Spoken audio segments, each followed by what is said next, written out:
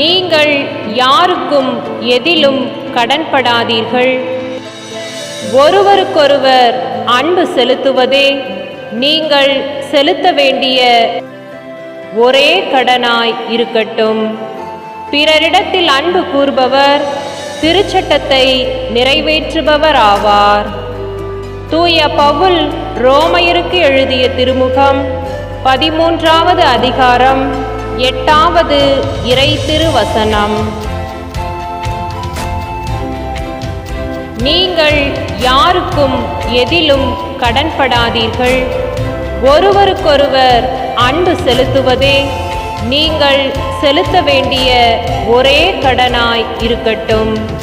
பிறரிடத்தில் அன்பு கூர்பவர் திருச்சட்டத்தை நிறைவேற்றுபவர் ஆவார். தூய பவுல் ரோமையருக்கு எழுதிய திருமுகம் 13வது அதிகாரம் 8வது இறை திருவசனம்.